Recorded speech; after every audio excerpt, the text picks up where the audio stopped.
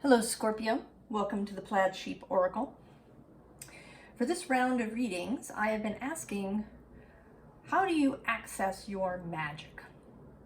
And I mean that both what we think of, right, when we say magic, like psychic skills and manifestation and talking to the other world and all these things, but also your magic, you as a human being, an individual here, now on Earth.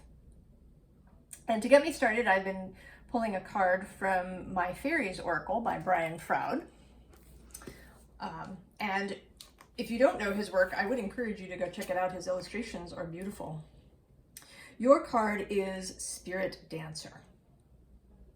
I'm going to read just a little bit from the book. The Spirit Dancer understands both sides of self-expression. In the first stage, we get our inner vision, feelings, and creative impulse out into the world through our art, whatever that is. Then our expressions are redirected back to us from the mirror of other people's perceptions, and we discover what our art awakens in them. First and foremost, important for many of us, we learn, grow, and lead more satisfying lives if we have ways of expressing our inner world. Such expressions can be a way of helping ourselves better understand our feelings and experiences. Or they can be a way of getting pain out where we can look at it and help and let it begin to heal. Creative expression is a method of exploring our own truth, bringing it into the light so that we can see it more clearly, and maintaining sanity. So, Scorpio. One of the things that is often said about Scorpio is that it is secretive. All right, Scorpio does things out of the light, internally, right? Lots of internal things going on, deep things going on in Scorpio. And I think some of that is Scorpio's nature, and some of it is a learned response. Because it is quite true that when we are little, particularly, we cannot always express things the way that we would like. And even if we are actually, totally safe, sometimes we can perceive the disapproval of others. Oh, and there's a crow cawing outside my window. I don't think you can hear it, but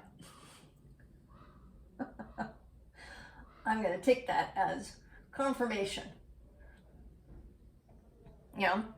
Even if your parents, for example, didn't scold you openly for some behavior, you may have felt their disapproval or their anxiety, or them kind of withdrawing from you, right?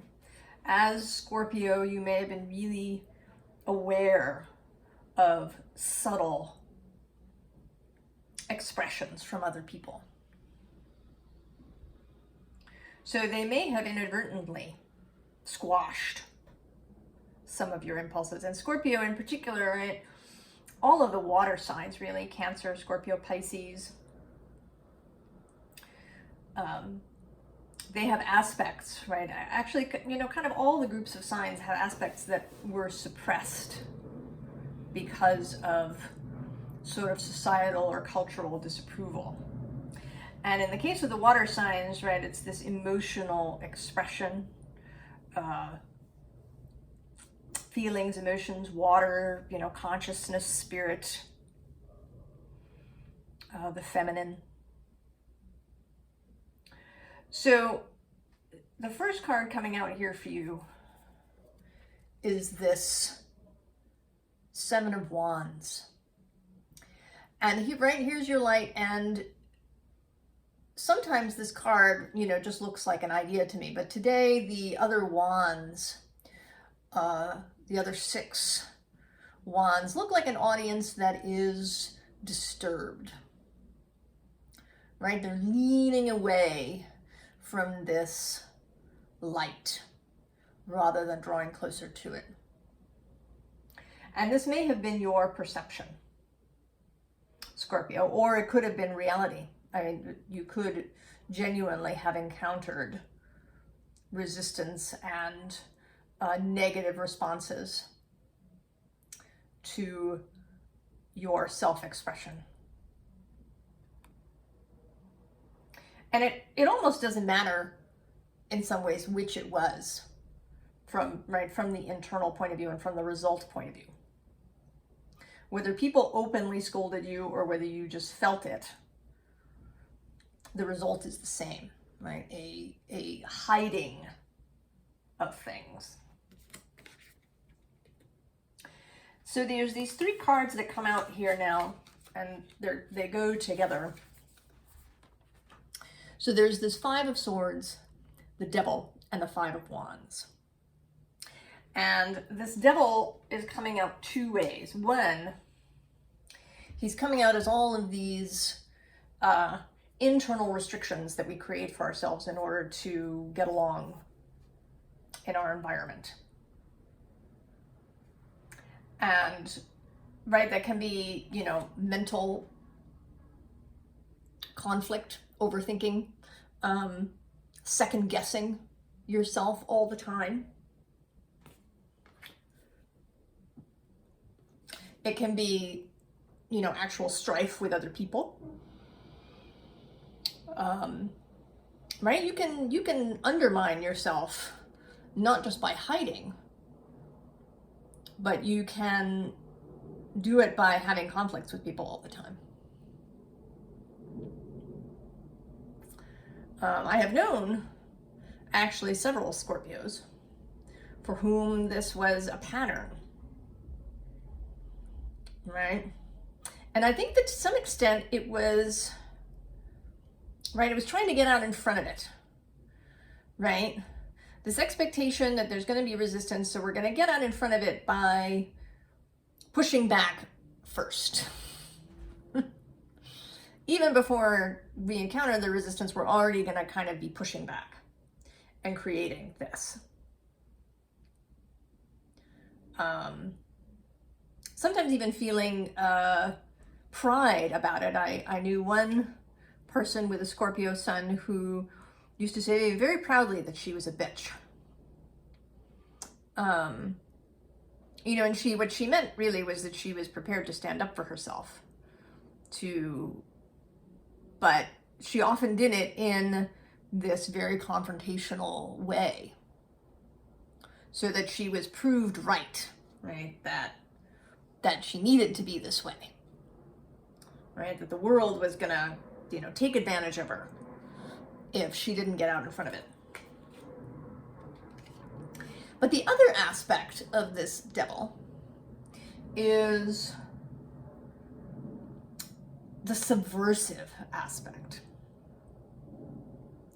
So he can be, right, the Devil can be, you know, the ways that we get in our own way, addictions, habits of thought, things that become ingrained and cause us problems. Things that were useful at one time and now are obstacles or weights. But he's also, right, the adversary to the order of things, which is sort of, right, I kind of like the Devil, you know, he's the card is traditionally Capricorn, which is, you know, everything in the physical world, all the things that we build, and also, you know, traditions and these things. And yet, at the same time, in the way that Capricorn is also the sea goat, mystical and watery, the Devil is also that which means to subvert tradition, to question. Is this tradition really useful? I mean, maybe it is. Maybe we really like it, right? We like this tradition of, you know, getting together on this holiday and having, you know, a wonderful time. But maybe we don't. Maybe something about it is outdated and we want to change it. So the Devil, right, is kind of two things here.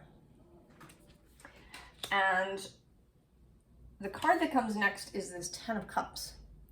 And today it is, it is all of the emotions, right? It's all the colors. Sadness and joy. Anger and enthusiasm. Curiosity and frustration. Right? It's all the colors of the rainbow and every shade in between of emotion and consciousness and self-expression. And here, I feel that for you, this is your palette. These are, right, it's like you have a bunch of paint pots that you can use in order to paint this new world that comes up next. That you can paint the world in any way that you want, that works for you. Not out of self-defense, not out of frustration or desire for revenge or anything else, but because it's joyful. Because expressing your emotional self is important and beautiful, and, as the book says, helps you keep your sanity. Right? Keeping everything bottled in, right? It doesn't work. Eventually, it will either start to leak, right, in a bunch of different places, or it'll just burst. The water will just burst out everywhere.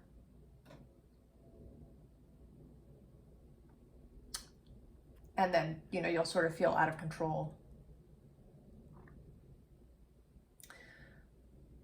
So these emotions, your feelings that you have about all different kinds of things in your life, are your colors to paint the new world, right? How do you want to feel? What is the range of colors, the arrangement that you wish to have in your world? And you may want all different kinds of things. I don't think, Scorpio, that you would be happy, if everything was just, pretty happy pastel colors. I think you like the whole range of emotions,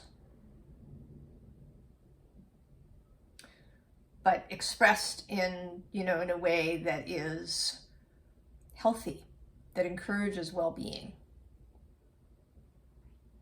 and that is helpful for others to see and experience. Now, so how do you get there? Well, there's two things. We're told right off the bat. One, Two of Cups is self-love. I know. It's a cliche, isn't it? It is. Totally. But things become cliches because they're true. And you gotta not just love yourself, you gotta like yourself. You gotta like yourself. You gotta enjoy your own company. You gotta think, if I met myself somewhere,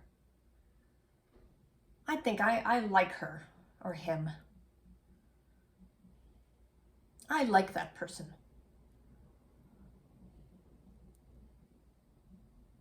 Not because you're perfect, but because you are beautiful.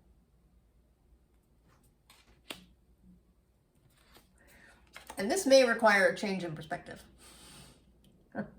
And it may even require, some time spent thinking about these things.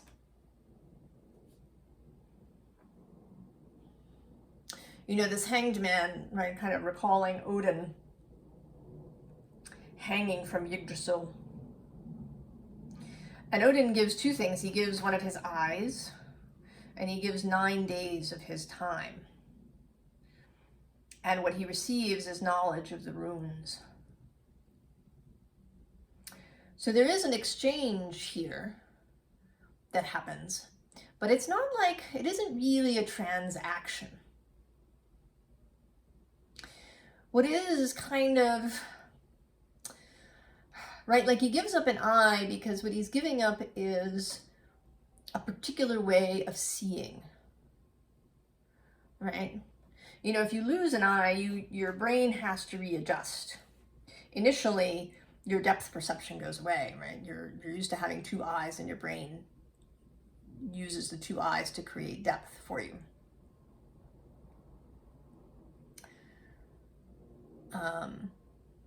And then you have to readjust. So learning to see something in a new way, learning, right, retraining your brain to see not only what you were taught to see, but what you want to see, what you know in your heart is really there. And then there's that time, right, hanging upside down in the tree, taking time to really let your perspective shift, to really look at things from this altered point of view, not just for a moment, but for a long time, and it's kind of a daily practice.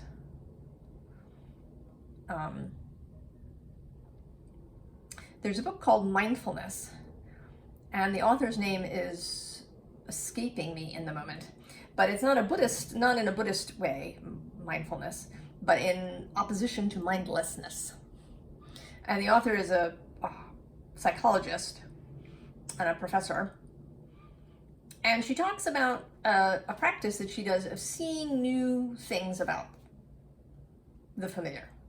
So if you live with somebody, to make it a practice to notice 3 new things about them on a regular basis.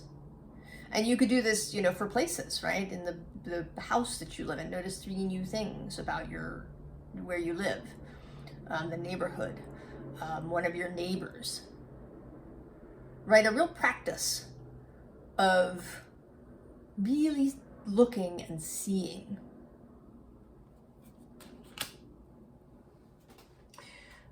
So this next card is this Dryad of Renewal. And I love her, right, her parasol made of flowers. And right underneath that is this star polishing card. And both of these cards are very light and fun and sort of childlike. And it may be that this is an energy that you have trouble capturing, because the next card that comes out is really you, Scorpio. And I've lost the sun again. Hopefully you will be able to see this. Maybe it will come back. Oh, there we go. The Dryad of Death and Rebirth. Right? I mean, how Scorpio is this card?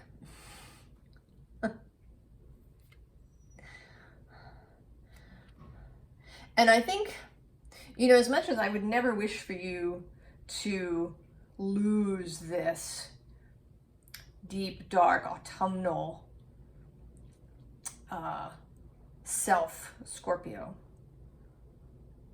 but to not have that be your only expression. To find balance, right? There's this Justice card. And I'm noticing, you know, particularly that, you know, her dress, right? She's sort of 2 people put together, and she's got this white and this red in her dress. So that all these different, right, these different colors, that both the deep, dark, mystical, introspective, Samhain-loving Scorpio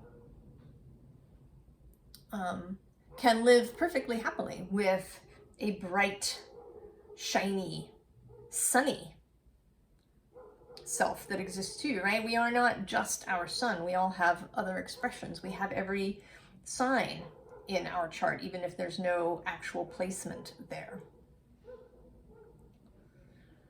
Right? Leo, Aries, Libra,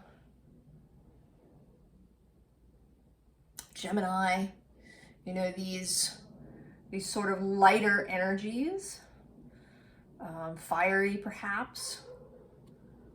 And then there's Taurus right across the way from you. That is, you know, the land under the sun. And this Page of Cups kind of repeats this message. Right here she is, she's both looking at this skull, and then she's looking the other way as well. So the ability to hold both views.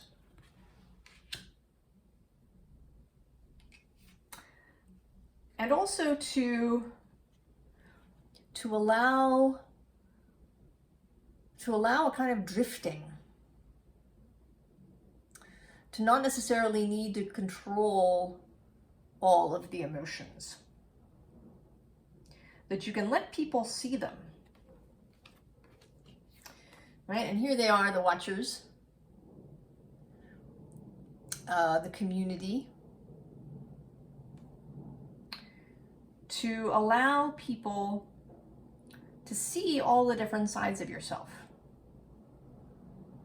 Perhaps the childlike side, or, the side that really loves, pink and lace, or the side that loves, musicals, or right, whatever it is that seems sort of unscorpionic. Anything that might call really sunny, bright, chatty energies into mind. Or really, really sensual things, like in a physical way, that Taurus aspect that loves, perhaps good food and things that feel lovely on the skin, and having, beautiful things around you. Right? Scorpio can become very ascetic.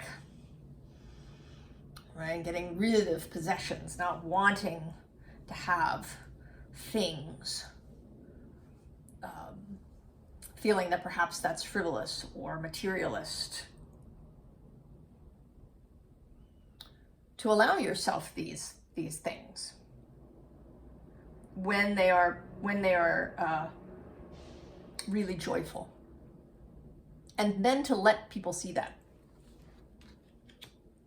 because that's the other thing, is it's very vulnerable to let people see our whole range of expression, especially if we've only let them see some small portion for most of our life.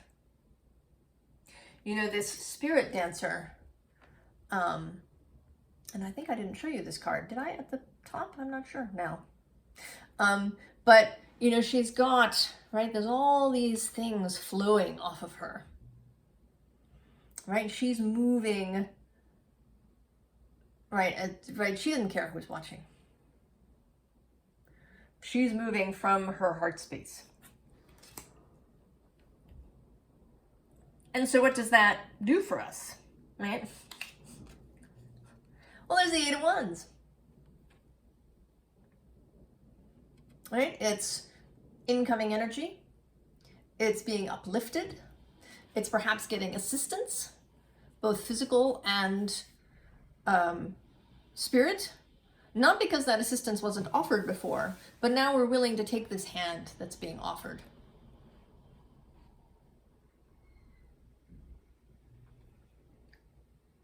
Right?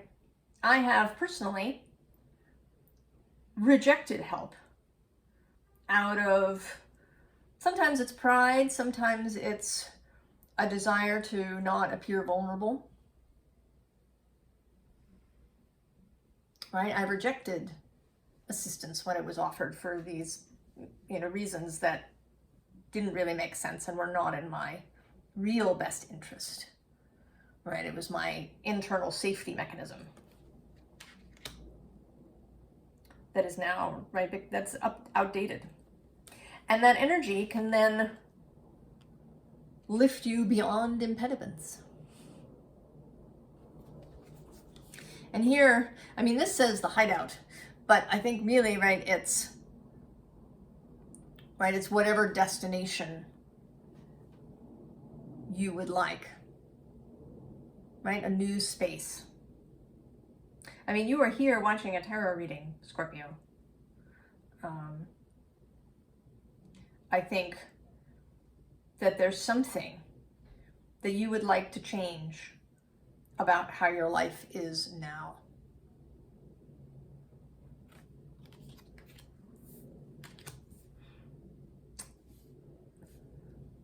So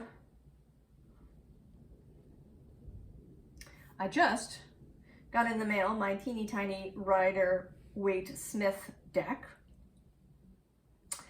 And I've had some great fun with it this morning with personal messages, and now here we are for you. And the underlying is this Empress Taurus, right? But it's also kind of Scorpio too. I feel like the Empress is sort of, you know, she's meant to be a combination of all the queens, which in a traditional way would be all of the cardinal signs. But I actually feel like the Empress is sort of all of the fixed signs, which includes you, right? Taurus, Leo, Scorpio, and Aquarius. Right? Because there is, right, that watery quality to her, right? Her feminine energy. Right? So there's earth, there's water, but there's fire in the red of her, of these, this throne, these pillows that she's sitting on. And then you feel, right, that she has a strong intellect too. She's not just the physical fecundity, right? There's mental inspiration here too. Again, all the colors that you have available to you. And then there's this, you know, satisfaction. Allow yourself satisfaction and pride too, Scorpio. Be proud of yourself for where you've got to. For living, for being, for, you know, getting up in the morning and going through your day, feeding yourself, caring for yourself. Be proud of all these things. It's not that simple, right? Life can be complex. And then the Ten of Cups appears again.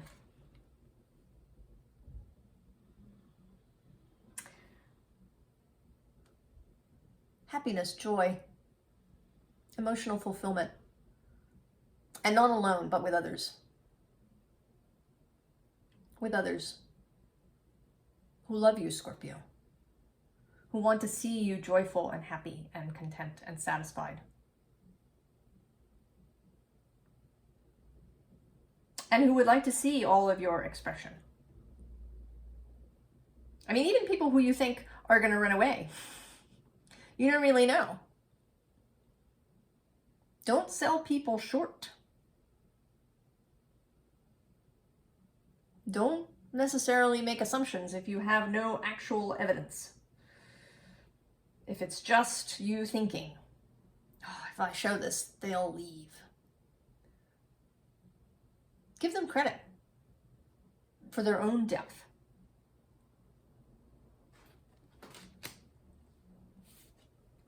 And so here there's a repeat of the Five of Wands.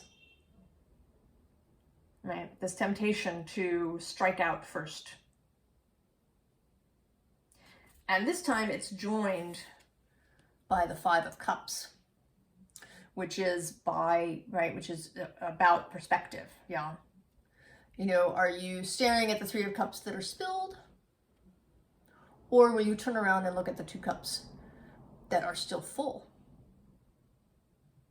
And will you also really see the full range here? See not just the grief, but the joy that is existing simultaneously in this image.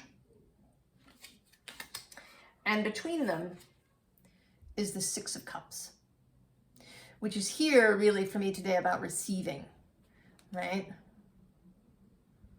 That this person is giving this other person these flowers in a cup.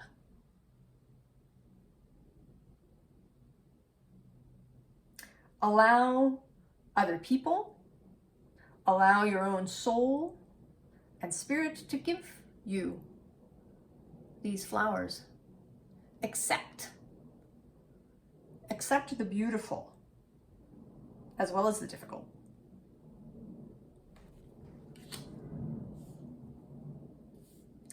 So the final cards, they're sort of redundant, but I'm going to talk about them anyway. Panther is the underlying, and then this raccoon came out. And right, Panther is right Scorpio, and then this raccoon is a hermit energy, right? The raccoon is a nocturnal being coming out after dark, able to utilize all sorts of things that people have thrown away. Clever, but moving through the dark mostly. You know, I came home once and there's a tree outside my apartment building and it was just maybe dusk. And there was a raccoon sitting in the tree, looking a little right deer in the headlights. And I think that he or she was thinking, oh, it came out too early. There's still all these people, right? Because there was activity on the sidewalk, people passing by, right? A little mistake, right? Do you feel that way? Right? That if you come out, that it's going to be really peoply. But under the Panther is the Nightingale, who is also nocturnal, but who sings,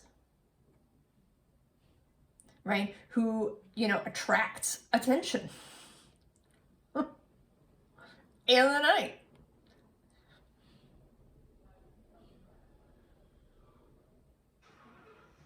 Right? Like the spirit dancer. Doesn't care who's listening. Not even a little bit.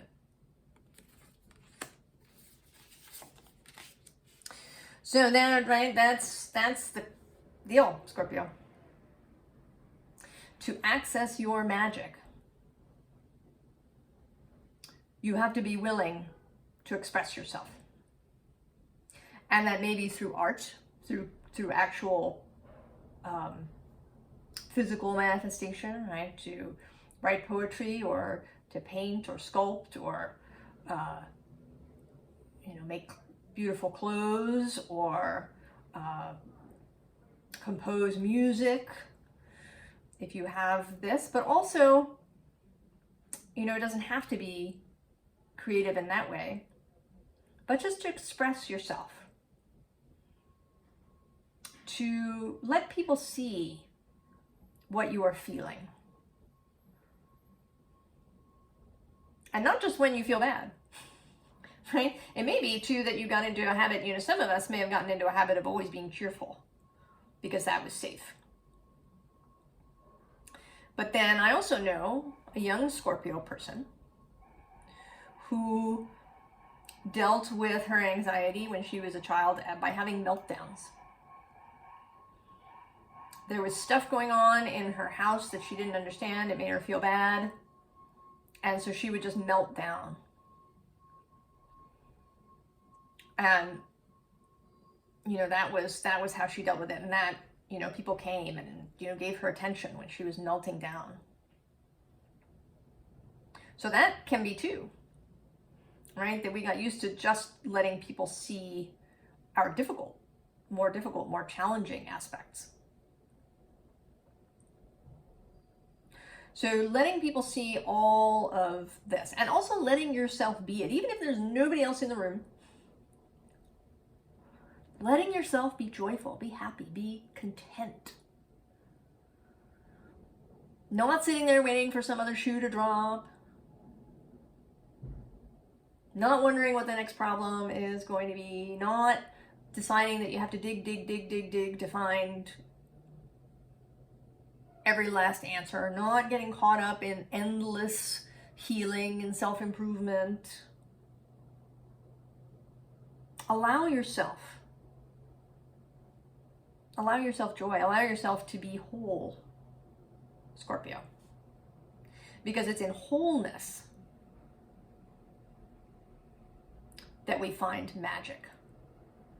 You know, there's a sort of a trope in our society that in order to make art, you have to suffer. And I don't think that that's true. I think that what we suffer can absolutely be expressed as art and can help us to get over or get through very difficult situations.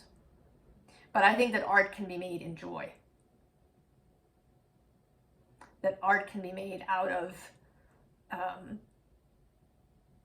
just enthusiasm, right? And Theos, being with God.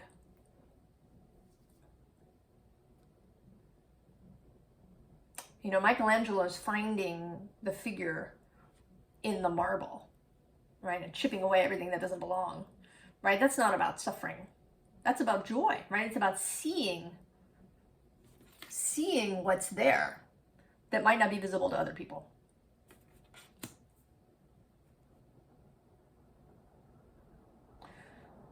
So allow yourself the full expression of yourself, Scorpio.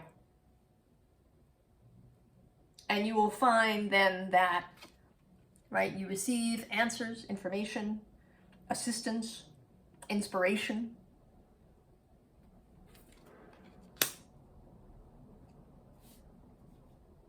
Allow yourself your expression, Scorpio. I wish you all of the very best.